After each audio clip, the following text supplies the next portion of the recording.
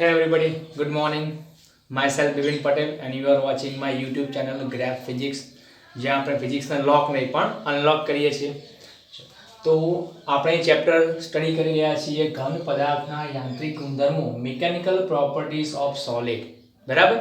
તો આપણે એ પણ જોયું હતું કે ભાઈ કોઈ પણ અવસ્થા જે છે એ પદાર્થ પોતાની કેમ જાળવી રાખે છે સ્ટેટને, તેનું કારણ શું હોય છે? આંતર અણુ આકર્ષી બળો ઇન્ટરમોલિક્યુલર ફોર્સ જવાબદાર છે. બરાબર? તો જ્યાં આ બળો વધારે પ્રબળ હોય ત્યાં પદાર્થ ઘન સ્વરૂપ ધારણ કરે છે, જ્યાં થોડા વીક હોય ત્યાં પ્રવાહી અને વધારે વીક હોય ત્યાં એ વાયુ સ્વરૂપ ધારણ કરે છે. ઓકે, હવે આંતર અણુ આકર્ષી બળો જે છે એ ઘન પદાર્થની અંદર સ્પ્રિંગ જેવું બંધારણ ધરાવે છે. તમે ઓબ્ઝર્વ કરી શકો છો, એવું ઇમેજિન કરી શકો છો કે પદાર્થના અણુઓ જે એક ચોક્કસ રચનામાં ગોઠાયેલા છે, જેને આપણે લેટિસ કહીએ છીએ, સ્ફટિક. બરાબર? NaCl નો સ્ફટિક છે કે એવો કોઈ પણ પદાર્થનો જે સ્ફટિકની અંદર 1 by 1 અણુઓ ગોઠવાયેલા હશે ઘન પદાર્થમાં, તો એ અણુઓ જે છે એ એકબીજા સાથે તમે વિચારી શકો કે સ્પ્રિંગથી જોડાયેલા છે. હવે સીધી વસ્તુ છે કે જો આ અણુ વચ્ચેનું અંતર વધારવામાં આવે તો સ્પ્રિંગની ટેન્ડન્સી કેવી હશે કે અંદરની તરફ ખેંચાશે અને પોતાનું અંતર ઓછું કરશે. અને જો આમ અંદરની સાઈડ દબાવવામાં કમ્પ્રેસ કરવામાં આવે તો એ સ્પ્રિંગ વખતે શું કરશે? એ બહારની સાઈડ ફોર્સ લગાડશે. તો ઓવરઓલ કહી શકાય કે ભાઈ આંતર અણુ આકર્ષી બળો જે છે એની ડાયરેક્શન બદલાતી રહે છે, કોઈ એક ચોક્કસ દિશામાં કોઈ એક ચોક્કસ ડાયરેક્શનની હોતી નથી. તો આંતર અણુ આકર્ષી બળ જે છે એ કઈ દિશા હશે એની એ કોણ નક્કી કરશે? તો કે આપણે બહારથી કઈ દિશામાં બળ લગાડીએ છીએ. તો ઓલવેઝ આંતર અણુ આકર્ષી બળની જે ડાયરેક્શન છે એ બાહ્ય બળની વિરુદ્ધમાં હોય છે, અને બાહ્ય બળને આપણે અલગથી વિરૂપક બળ પણ કહેતા હતા. બરાબર? ઓકે, તો કોઈ પણ પદાર્થ ઉપર જો આપણે ફોર્સ લગાડીએ તો એની અંદર અલગ અલગ પ્રકારના ચેન્જીસ આવે છે. તો આજે આપણે જોઈશું કે ભાઈ ઘન પદાર્થમાં જો આપણે બળ લગાડીએ છીએ, બરાબર, તો ઘન પદાર્થમાં શું ચેન્જ આવશે. તો આપણે એ પણ મોટી વાત કરી હતી કે ભાઈ પદાર્થના પરિમાણમાં ફેરફાર થાય છે. બરાબર? હવે પરિમાણમાં શું આવી જાય? એનું માપ, એનું ડાયમેન્શન આવી જાય. બરાબર? તો આની અંદર આપણે કહી શકીએ કે ભાઈ એની લંબાઈમાં ફેરફાર થઈ શકે, વધારો ઘટાડો થઈ શકે છે. બરાબર? પછી એના કદમાં ચેન્જ થઈ શકે છે, પછી એના આકારમાં ચેન્જ થઈ શકે. તો આજે આપણે આ 3 પ્રકારના ફેરફાર જોવાના છે. બરાબર? ઓકે, ફરીથી કોઈ એવું કહેશે કે સાહેબ પહોળાઈમાં ફેરફાર થાય જ ને, તો એકચ્યુઅલ પહોળાઈ શું છે? એક પ્રકારની લંબાઈ જ કહેવાય ને. એક સિંગલ ડાયમેન્શન જે છે, ઊંચાઈને પણ તમે લંબાઈ કહી શકો. તો હું એક પરિમાણને લંબાઈથી એને ઇન્ડિકેટ કરું છું. બરાબર? ઓકે, તો આ 3 પ્રકારે ચેન્જીસ થઈ શકે. એક પરિમાણમાં ચેન્જ થઈ શકે. કદમાં શું આવી જાય? 3 પરિમાણ, લંબાઈ, પહોળાઈ, ઊંચાઈ ત્રણે સાથે બદલાય. બરાબર? અને એક આકારમાં ચેન્જ આવે. બરાબર? લંબાઈ પણ ના વધે, કદ પણ ના વધે ઘટે, જસ્ટ એનો આકાર બદલાય. તો આ 3 પ્રકારે આપણે પદાર્થમાં ચેન્જીસ કરી શકીએ છીએ. બરાબર? ઓકે, હવે આપણે કહી શકીએ કે ભાઈ જ્યારે કોઈ પણ પદાર્થ ઉપર બળ લગાડતા હોઈએ અને જો પદાર્થ ગતિમાં ના આવે તો શું થાય? આમ તો આપણો ફિઝિક્સનો જે લો છે, ન્યૂટન્સ થર્ડ લો કે સેકન્ડ લો, બરાબર, શું કહે છે કે જ્યારે પણ ફર્સ્ટ લો એવું કહે છે કે ભાઈ જ્યારે પણ કોઈ પદાર્થ પર એક્સટર્નલ ફોર્સ એપ્લાય કરીએ તો એ પદાર્થ ગતિમાં આવવો જોઈએ. પણ જો પદાર્થ મોશનમાં ના આવે તો આપણે શું વિચારી શકીએ કે ભાઈ જરૂર એ પદાર્થ ઉપર બીજો પણ કોઈ સામેથી ફોર્સ કામ કરે છે જે એ લગાયેલા ફોર્સને કેન્સલ કરે છે.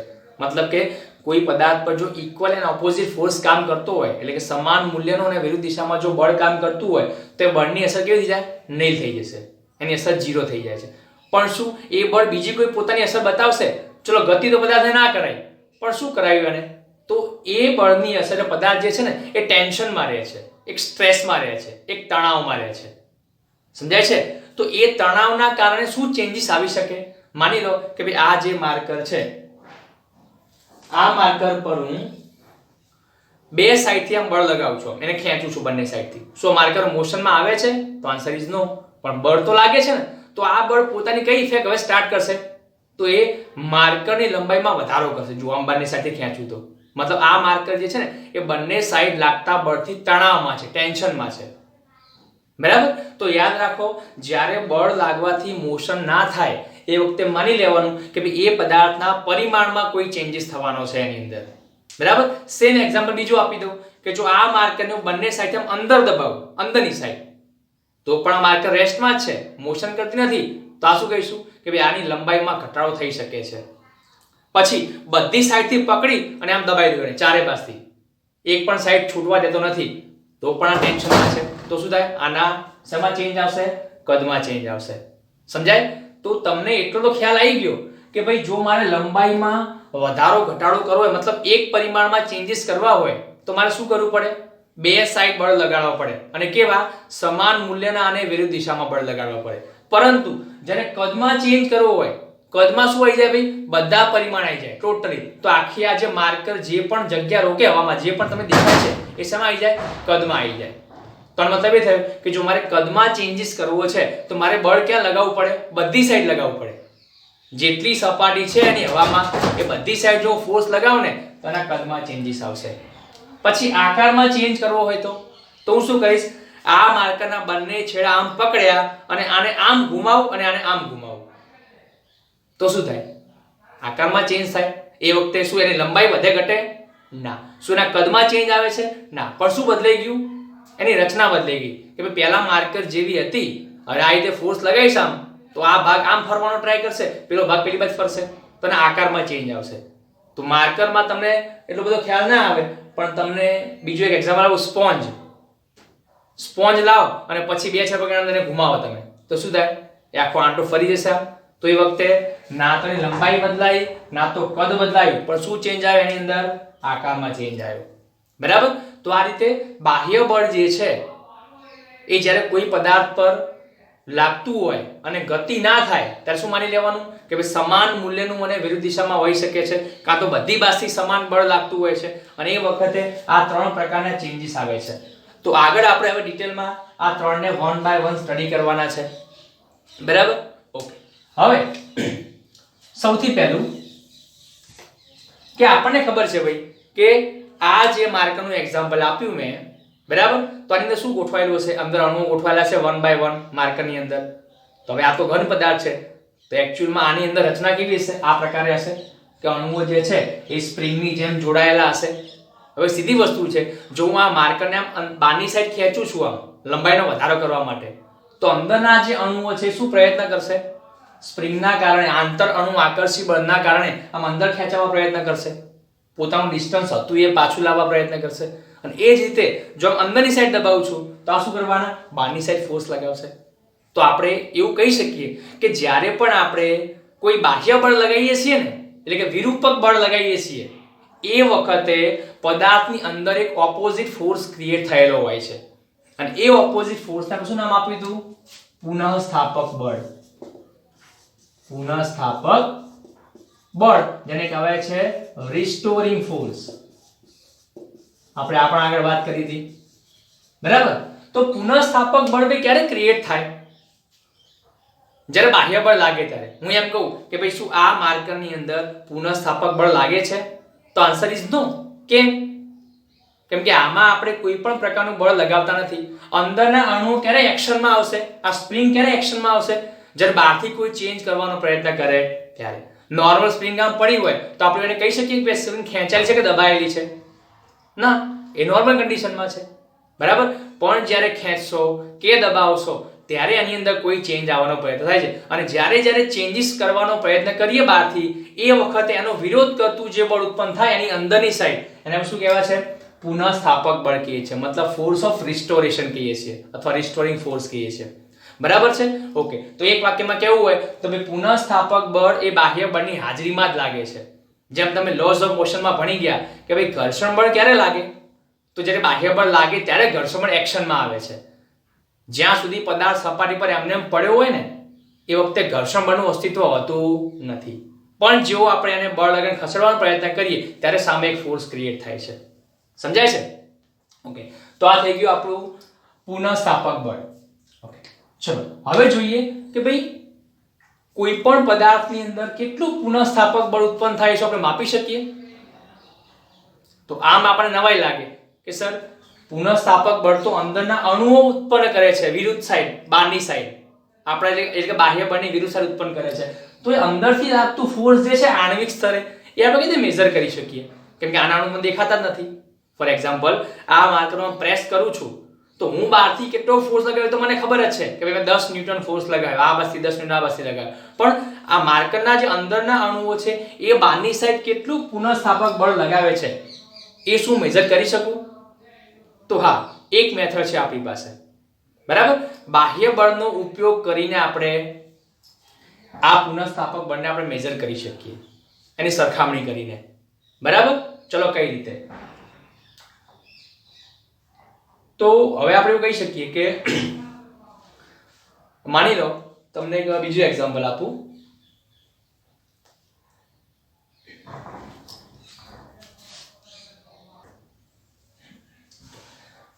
તો આઈ એમ સોરી, મારી પાસે એવું કઈ વસ્તુ છે નહીં કે જેથી હું તમને પ્રેક્ટિકલી વસ્તુ સમજાવી શકું. ચલો, પણ બને એટલે મેં બોર્ડમાં ટ્રાય કરું છું, બરાબર. અને મોસ્ટલી હું માર્કરનું એક્ઝામ્પલ જ આપીશ કેમ કે મારા હાથમાં અવેલેબલ છે, બરાબર. મારે ક્યાં શોધવા નહીં જવું પડે એને. ઓકે, ચલો સમજી લો.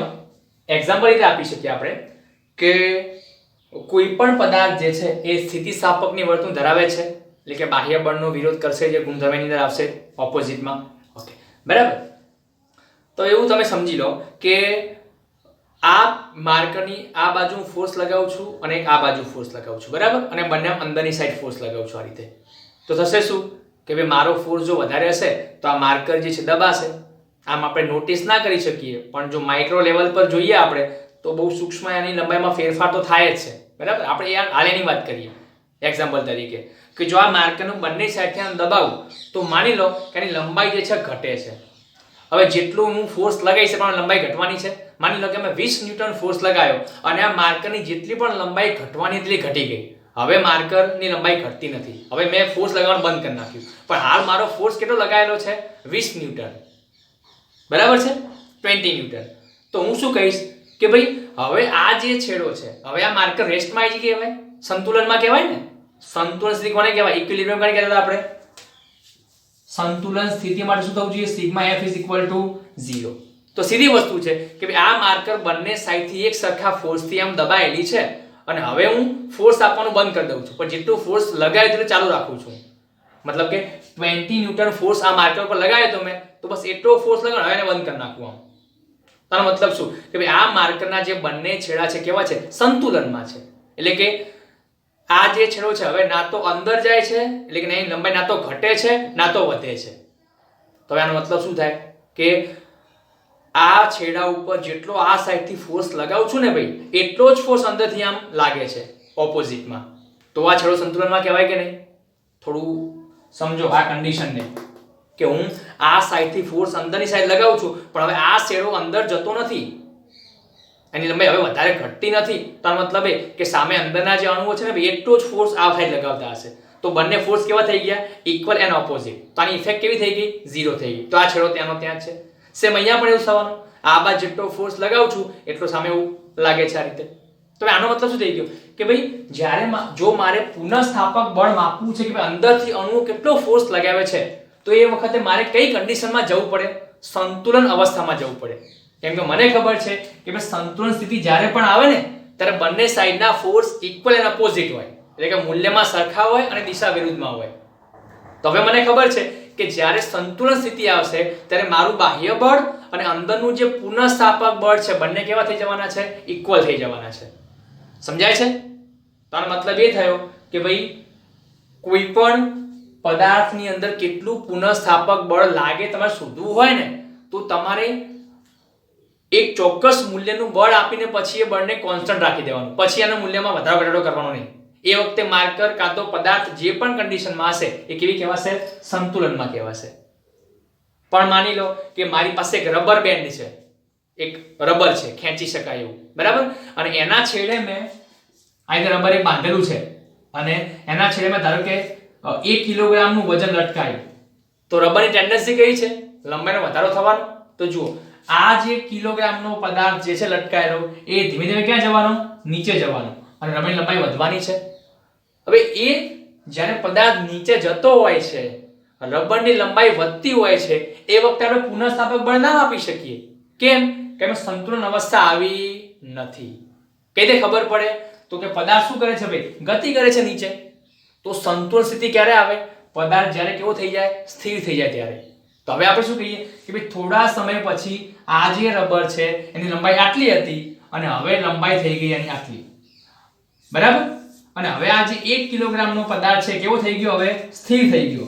આનો મતલબ શું થઈ ગયો હવે કે ભાઈ રબરની લંબાઈ જેટલી વધવાની એટલી વધી ગઈ. હવે આખી આ જે તંત્ર છે એ કેવું આવી ગયું, સંતુલનમાં આવી ગયું. તો હવે આપણી પાસે ઓપ્શન છે, સ્કોપ છે, શું માપી શકવાનો, પુનઃસ્થાપક બળ, બરાબર છે. તો હવે આપણે કહી શકીએ કે ભાઈ આ પદાર્થનું માસ 1 kg છે, માની લો કે m kg છે, તો આ નીચે કેટલો ફોર્સ લગાવશે, mg જેટલો ફોર્સ લગાવશે. એ વખતે આ રબરની અંદરની સાઈડ જે ઓપોઝિટમાં ફોર્સ લાગશે એ ફોર્સ કયો ફોર્સ કહેવાશે, આપણો પુનઃસ્થાપક બળ કહેવાય. અને એ પુનઃસ્થાપક બળ કોના બરાબર હશે, mg બરાબર હશે. કેમ, આ કન્ડિશન ફૂલફિલ થાય છે. Did you get my point? કે આ આપણું કયું બળ કહેવાય ભાઈ, બાહ્ય બળ કહેવાય કે નહીં? કેમ કે રબરની લંબાઈમાં જે બહારથી આપણે વધારો કરવાનો પ્રયત્ન કર્યો, ચાહે પછી એને આપણે હાથથી ખેંચીને કરીએ કે પછી દળ લટકાઈને કરીએ, વસ્તુ તો એક જ છે. એક્સટર્નલ ફોર્સ આપણે ક્રિએટ કરેલો છે, બરાબર. તો આ જે mg ફોર્સ છે એને આપણે બાહ્ય બળ પણ કહી શકીએ, કાં તો વિરૂપક બળ પણ કહી શકીએ. કેમ કે રબરમાં શું ઉત્પન્ન કરે છે, વિરૂપણ ઉત્પન્ન કરે છે.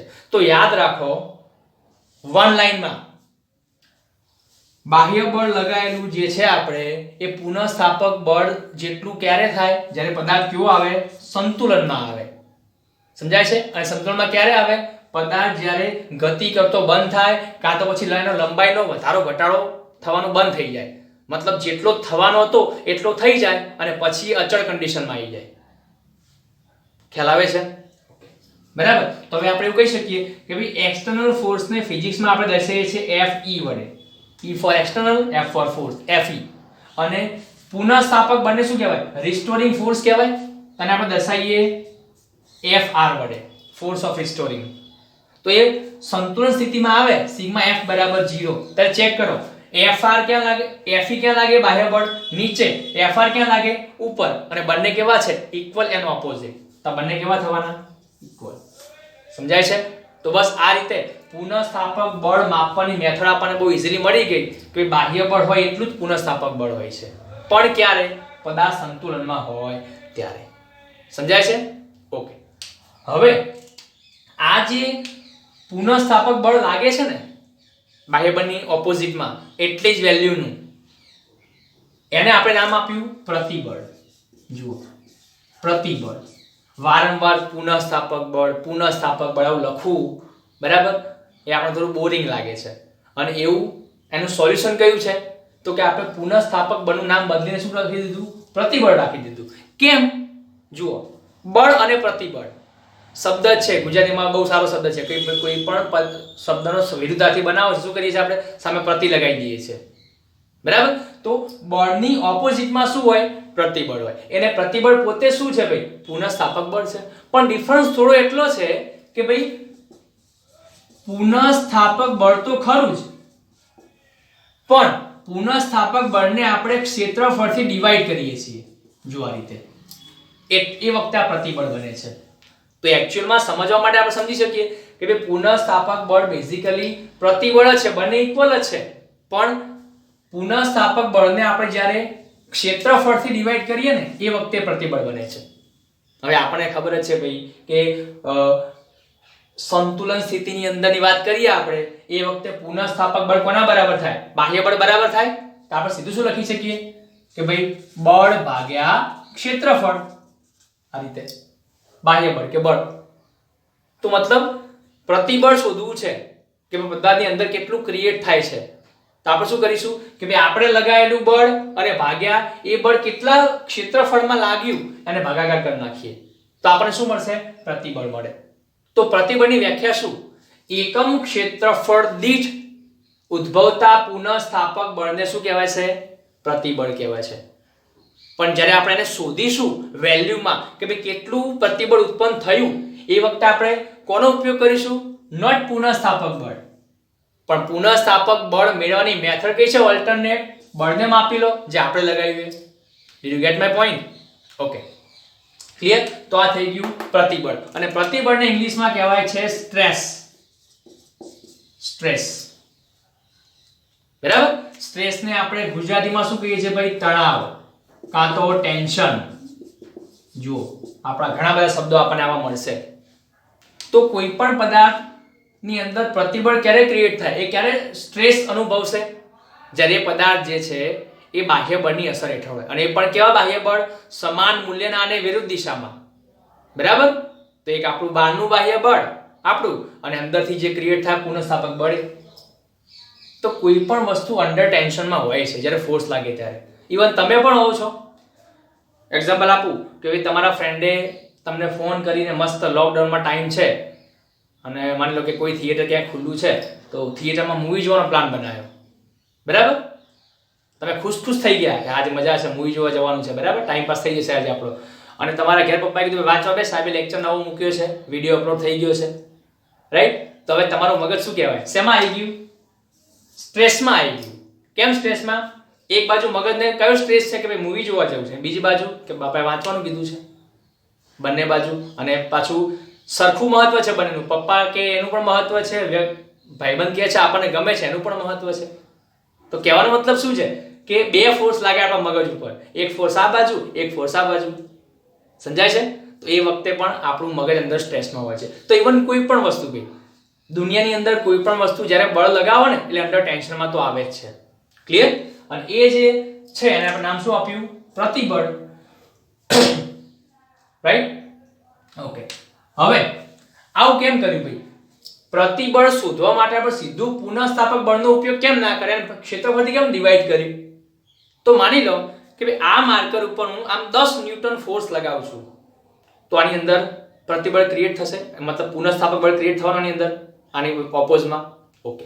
પછી એટલું જ બળ જો હું આ માર્કર બોર્ડ ઉપર લગાવું છું, એટલો જ ફોર્સ, માની લો કે 10 ન્યૂટન ફોર્સ લગાવ્યો, આમાં 10 ન્યૂટન ફોર્સ લગાવ્યો, શું ફરક પડ્યો? શું બંનેમાં પ્રતિબળ સરખું હશે? એટલે કે બંનેમાં પુનઃસ્થાપક બળ સરખું હશે? આન્સર ઇઝ યસ, હશે સરખું. નિયમ તો આપણને આવું જ કહે છે કે ભાઈ મૂલ્યમાં તો બંને બાહ્ય બળ અને પુનઃસ્થાપક બળ સરખા હોય છે, પણ એની જે ઇફેક્ટ મળશે આપણને એ અલગ અલગ મળશે. કેમ? કેમ કે અહીંયા 10 ન્યૂટન ફોર્સ આટલા નાના ભાગ ઉપર લાગે છે તો આની ઇફેક્ટ વધારે મળશે આપણને. આમ થોડું વિચારવા જઈએ તો આપણી ભાષામાં, સાદી ભાષામાં. અને એટલો જ ફોર્સ જો હું આખા માર્કર બોર્ડ ઉપર લગાવું છું તો મારો જે ફોર્સ છે 10 ન્યૂટનનો એ ડિવાઈડ થઈ ગયો આખા માર્કર બોર્ડ ઉપર. તો આની સામે જે ઇફેક્ટ મળશે ને એ અલગ મળશે, મને ઓછી મળશે.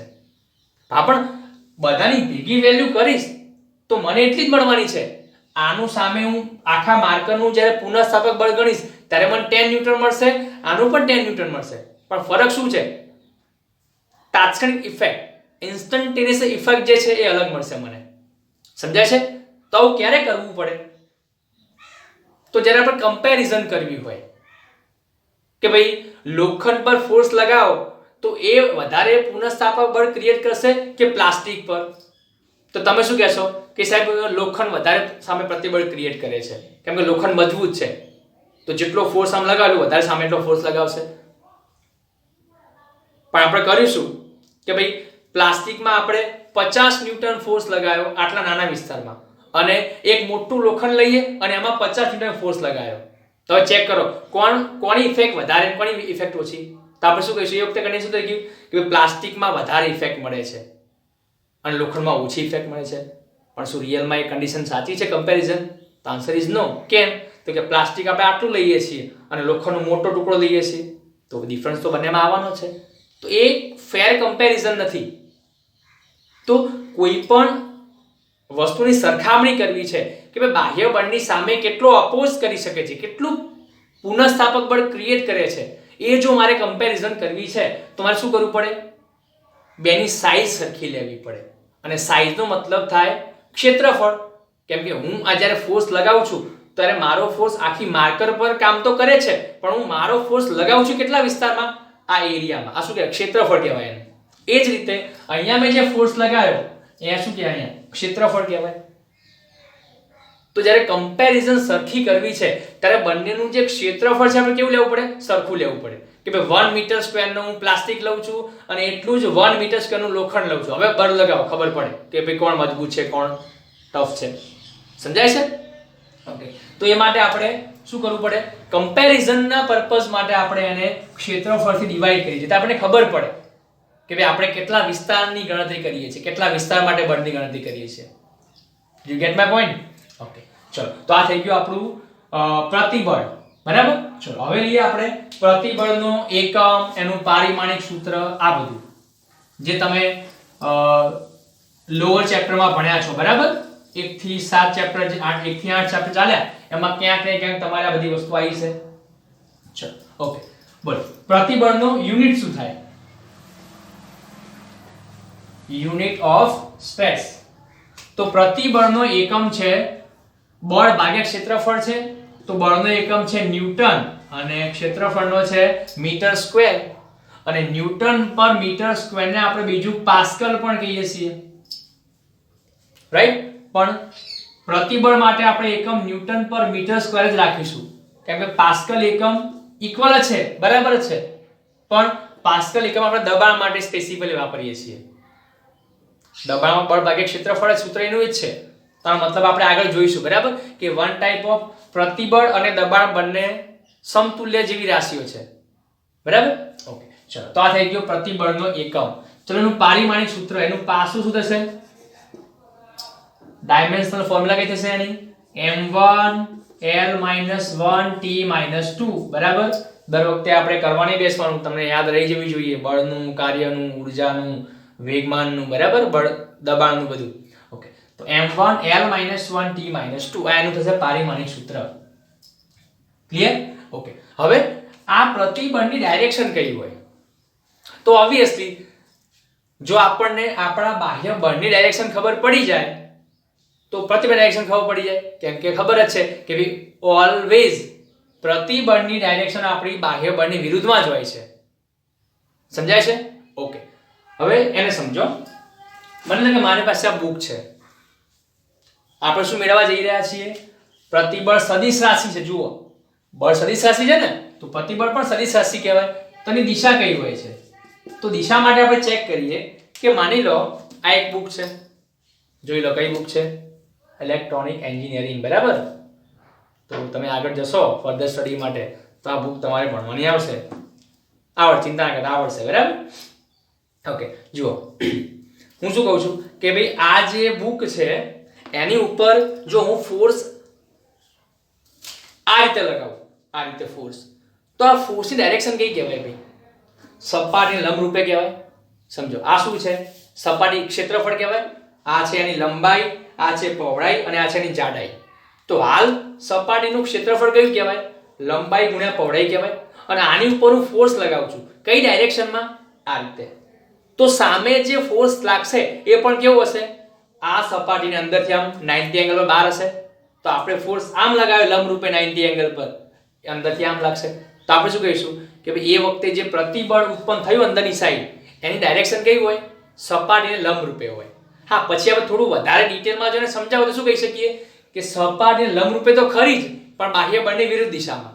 આવું આપણે કહી શકીએ. સમજાય છે? પણ એક વસ્તુ કઈ ફાઇનલ થઈ ગઈ કે ભાઈ પ્રતિબળની ડાયરેક્શન સપાટીને લંબ રૂપે હોય છે. ક્લિયર? ચાલો, ઓકે. તો એવું જે પ્રતિબળ છે ને એને આપણે નામ આપીએ છીએ લંબ પ્રતિબળ. કેવું પ્રતિબળ? લંબ પ્રતિબળ. કેમ કે કઈ દિશામાં લાગે છે ભાઈ? Normal to the surface. Surface મતલબ ક્ષેત્રફળ, નોર્મલ મતલબ લંબ, બરાબર. અને ઇંગ્લિશમાં કહેવાય છે normal stress. Normal stress. Clear? Okay. તો માની લો કે મારે કોઈ વસ્તુની લંબાઈનો વધારો ઘટાડો કરવો છે, તો મારે કેવા પ્રકારનું પ્રતિબળ લગાવવું પડે? કેવા પ્રકારનું બળ લગાવવું પડે? તો આ માર્કરની લંબાઈ મારે વધારવી છે તો હું શું કરીશ? આ જે સરફેસ છે એને આ બાજુ ખેંચીશ, આ સરફેસને આ બાજુ ખેંચીશ. તો મારો ફોર્સ જુઓ અને સરફેસ જુઓ કઈ દિશામાં છે.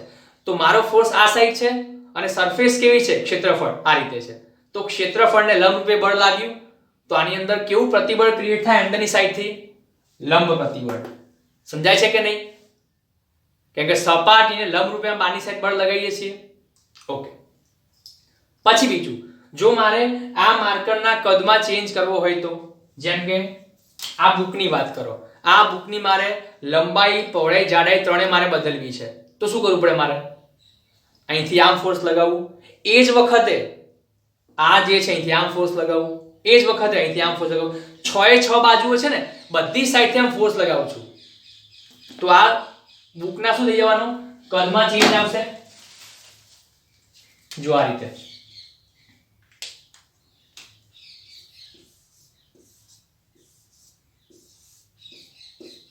આ એક આપણો સમઘન છે, એક બોક્સ છે. આ સપાટી ઉપર આ બાજુ બળ લગાવું, આ સપાટી ઉપર આ બાજુ લગાવું, અહીંયા આ બાજુ લગાવું, અહીંયા આ બાજુ લગાવું, પછી અહીંથી આમ અંદરની સાઈડ લગાવું, પેલી બાજુથી બહારની સાઈડ લગાવું. તો જુઓ 6 બાજુઓ જે છે એ 6 બાજુઓ ઉપર જો હું લંબ રૂપે બળ લગાવું સપાટીને તો આના શેમાં ચેન્જ થવાનો કદમાં ચેન્જ થવાનો. સમજાય છે? તો આપણે કદમાં પણ જો ચેન્જ કરવો છે તો પણ કયું પ્રતિબળ લગાવવું પડે? લંબ પ્રતિબળ. પણ ફરક કેટલો છે કે જેટલી પણ મતલબ જે પણ સપાટી છે પદાર્થની એની બધી સાઈડથી ફોર્સ લગાવવો પડે, બધી સાઈડથી. એક ક્રિકેટનો બોલ છે અને હાથમાં પકડીએ અને બધે પ્રેસ કરીએ તો બોલની સાઈઝ નાની થવાની છે. ઓકે, હવે ત્યાં તમે બળ કઈ રીતે લગાવ્યું વિચારો કે ભાઈ કોઈ પણ ગોળો હોય એની સપાટી કઈ રીતે નક્કી થાય? સર્કલની સ્પર્શક રૂપે. હું એમ કહું કે ભાઈ આ જે ગોળો કાં તો વર્તુળ છે તો આ પોઈન્ટ પાસે સપાટીની ડાયરેક્શન કઈ છે તો એ સ્પર્શકમાં હોય અને હું ફોર્સ ક્યાં લગાવું છું? દડાને આમ દબાવું છું બોલને તો અંદરની સાઈડ આમ લગાવીએ છીએ ફોર્સ. તો આ ફોર્સ કેવો થઈ ગયો? સપાટીને લંબ રૂપે. કાં તો એવું કહી નાખો કે ભાઈ આ ક્રિકેટના બોલને આપણે પાણીમાં ડુબાડીએ છીએ, પાણીમાં નાખીએ છીએ તો પાણીના જે પણ અણુઓ છે બોલને ક્યાં દબાવશે? અંદરની સાઈડ દબાવશે. આમ સમજાય કે નહીં? તો એ વખતે બોલની સપાટી લંબે બળ લાગવાનું છે. તો એક વાક્યમાં કેવું હોય તો મારે જો લંબાઈનો વધારો ઘટાડો કરવો હોય તો આ બળ ક્યાં લગાવવું પડે? સપાટી લંબ રૂપે. અને કદમાં ચેન્જ કરવો છે તું પણ લંબ બળ લગાવવું પડે, પણ કઈ સાઈડથી? તો બધી સાઈડથી. પણ જ્યારે લંબાઈનો વધારો ઘટાડો આવે ત્યારે ફોર્સ ક્યાં લગાવવાનો હોય? ફક્ત બે જ સાઈડથી. બે જ સાઈડ. સીધી વસ્તુ છે ભાઈ. લંબાઈ જ્યારે વધારવી ઘટાડવી હોય ત્યારે બે સાઈડના ફોર્સ કામ લાગશે. આમ ખેંચું લંબાઈ વધે, આમ ખેંચું ઘટશે, દબાવું તો. Did you get it? Okay, તો આ રીતે એક પ્રતિબળનો પ્રકાર આ છે કે ભાઈ પ્રતિબળ ડાયરેક્શન કઈ હોય તો સપાટી લંબ રૂપે હોય. હવે એક બીજી વસ્તુ છે કે જો હું આ બુક પર આમ ફોર્સ ના લગાવું પણ આમ ફોર્સ લગાવું તો આમ સપાટીને સમાંતર આમ ફોર્સ લગાવવા તો શું થાય બોલો? તમને બતાવી દઉં. જુઓ શું થયું. શું બુકની લંબાઈ વધી? Answer is no. કાં તો પછી આવું એક બોક્સ માની લો, આવું એક બોક્સ છે, ખાલી ખોખું છે, બરાબર? અને એ ખાલી ખોખા ઉપર આપણે એની અંદર આપણે આ જે નીચેની સાઈડ છે ને પકડી રાખીએ છીએ, આમ ચોટાડ નાખી ખોખાની નીચેની સાઈડ જમીનને, અને પછી આ જે ઉપરની સપાટી છે ને એની ઉપર આમ ફોર્સ લગાવ્યો આમ સમાંતર. તો આ બોક્સ જે છે એ વળી જવાનું આમ ઉપરની સાઈડ. તો શું એ બોક્સના લંબાઈમાં ચેન્જ થયો? Answer is no. લંબાઈ તો એની જ છે ભાઈ, ચારે બાજુ જે હતી આની લંબાઈ એવી ને એવી છે. શું એના કદમાં ચેન્જ આવ્યો? Answer is no. લંબાઈ પહોળાઈ ઊંચાઈ હજુ પણ એની જ છે. તો શેમાં ચેન્જ આવ્યો ભાઈ? બોક્સના આકારમાં ચેન્જ આવ્યો. શેમાં ચેન્જ આવ્યો? બોક્સના આકારમાં, એના શેપમાં ચેન્જ આવી ગયો. સમજાય છે? તો આ રીતે જો આપણે સપાટીને લંબ રૂપે બળ લગાવીએ બે સાઈડે જ ખાલી તો શેમાં ચેન્જ આવે? લંબાઈમાં ચેન્જ આવે. બધી સાઈડથી લંબ બળ લગાવો તો કદમાં ચેન્જ આવે. અને આ જે બંને બળ લગાવવા જે પ્રતિબળ ક્રિએટ થાય અંદરની સાઈડ એને શું કહેતા હતા આપણે? લંબ પ્રતિબળ. પણ જ્યારે આકારમાં ચેન્જ લાવવો હોય, બરાબર, એ વખતે આપણું જે બળ છે કેવા પ્રકારનું હોવું જોઈએ? સ્પર્શીય બળ હોવું જોઈએ. સ્પર્શક કહેવાય ને ભાઈ, આ બુકનો સ્પર્શક કહેવાય. સ્પર્શીય બળ છે, એને સ્પર્શ કરીને બળ લગાડવું પડે. તો સીધી વાત છે કે જો મારું બાહ્ય બળ આમ સ્પર્શકમાં હોય, આમ સ્ટ્રેટ સમાંતરમાં સપાટીને, તો એ વખતે આ જે અંદરના અણુઓ છે બુકવાળા એ શું કરવાના? મારા બળની વિરુદ્ધ સાઈડ બળ ક્રિએટ કરશે, જેને શું નામ આપ્યું આપણે? પ્રતિબળ. તો એ પ્રતિબળ ડાયરેક્શન કેવી હોય ભાઈ? સપાટીને સમાંતર જ હોય ને. જો મારું બાહ્ય બળ સપાટીને સમાંતર છે તો સામે જે ઓપોઝિટ ફોર્સ લાગશે એ પણ કેવો હશે? સપાટીને સમાંતર વિરુદ્ધ સાઈડ હશે. તો એ વખતે પ્રતિબળ કેવું કહેવાય આપણું? સ્પર્શીય પ્રતિબળ કહેવાય. ક્લિયર? તો સીધી વસ્તુ છે, બળની ડાયરેક્શન કઈ છે એના આધારે પ્રતિબળ પોતાની ડાયરેક્શન કઈ રાખશે નક્કી કરી શકીએ. બરાબર? તો બાહ્ય બળ આપણે બે રીતે નક્કી કરી શકીએ, બે રીતે લગાવી શકીએ. એક લંબ દિશામાં સપાટીને અને એક સપાટીને સમાંતર. સ્પર્શીય મતલબ સમાંતર કહેવાશે.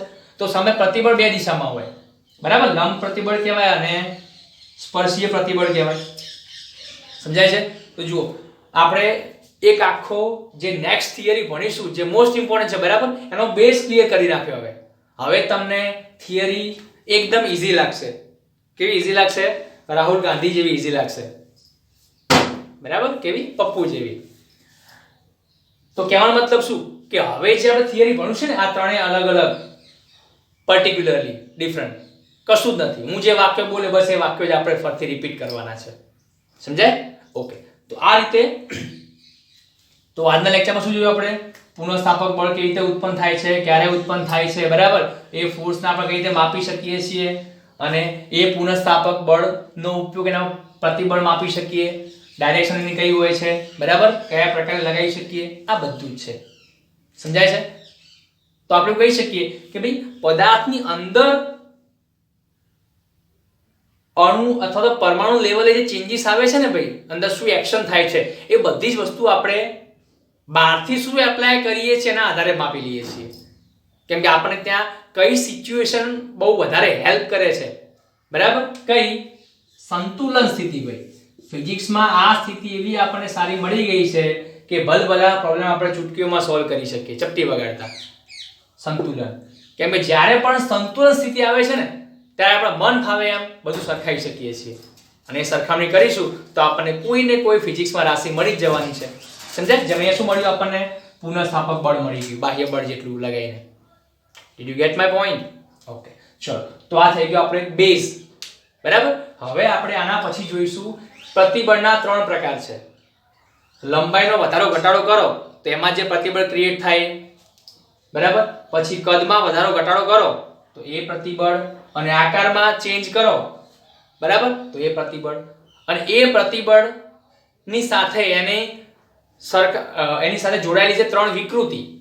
વિકૃતિ મતલબ ચેન્જીસ, ડિફોર્મેશન. ભાઈ આપણે બાહ્ય બળ લગાવ્યું જ કેમ? માની લો આપણે બાહ્ય બળ કેમ લગાવ્યું? હું આ પેનને કેમ ખેંચું છું? મને શોખ થાય છે? ના, મારે શું કરવું છે?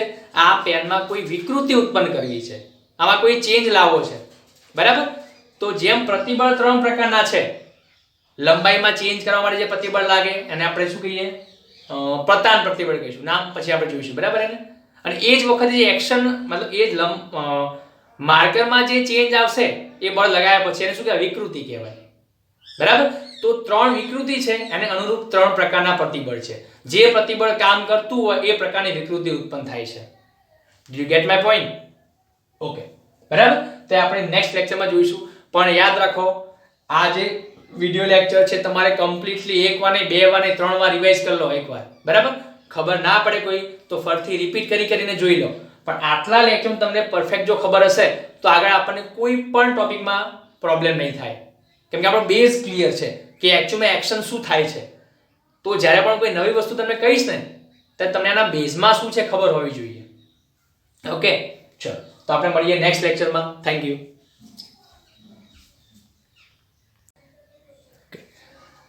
તો આખા લેક્ચરમાં જે પણ આપણે ભણ્યા એને આપણે જો એક ફ્લો ચાર્ટમાં બતાવવા જઈએ તો આટલા સ્ટેપ બનશે આપણા કે ભાઈ કોઈ પણ પદાર્થ પર આપણે શું લગાવીએ છીએ? વિરૂપક બળ, મતલબ બાહ્ય બળ. અને એ બાહ્ય બળના કારણે શું થાય? એમાં વિરૂપણ ઉત્પન્ન થાય. વિરૂપણ મતલબ વિકૃતિ, પદાર્થમાં ચેન્જ આવે પરિમાણમાં. આમાંથી કોઈ પણ વસ્તુ બદલાઈ શકે છે, બરાબર. પછી છેલ્લે શું આવશે? અંતમાં સંતુલન અવસ્થા આવશે. લંબાઈનો, કદનો, આકારનો જે પણ વધારો ઘટાડો થવાનો થઈ જશે. પછી પદાર્થ એકદમ શાંત થઈ જશે. અને એ વખતે જ્યારે અવસ્થા આવે ત્યારે શું થાય? અંદરનું જે પુનઃસ્થાપક બળ છે કોના બરાબર થાય છે? બાહ્ય બળ બરાબર થાય છે, બરાબર. તો આપણો લેક્ચરનો ફ્લો છે. મેં તમને શરૂઆતથી અંત સુધીમાં જે પણ વસ્તુ સમજાઈ એના ક્રમમાં સમજાઈ છે, બરાબર. કે બાહ્ય બળ શું કરી શકે, એના કારણે શું ચેન્જીસ આવે, એ ચેન્જીસ આવ્યા પછી છેલ્લે શું થઈ જાય, અને એ થઈ જાય પછી આપણે શું માપી શકીએ છીએ. ક્લિયર? અને આ જે પુનઃસ્થાપક બળ છે એને આપણે જો ક્ષેત્રફળથી ડિવાઈડ કરી દઈએ તો આ શું બની જાય? આપણું પ્રતિબળ બની જાય, બરાબર. પણ મારે અહીંયા પુનઃસ્થાપક બળની વેલ્યુ કોના ઉપરથી લઈ લેવાની? બાહ્ય બળ ઉપરથી, કારણ કે બંને ઇક્વલ જ છે. તો આપણે પ્રતિબળ આપશે. Did you get my point? Okay, ચલો, થેન્ક યુ. બરાબર. હવે આપણે આને ક્લિયર કરીએ છીએ કમ્પ્લીટ.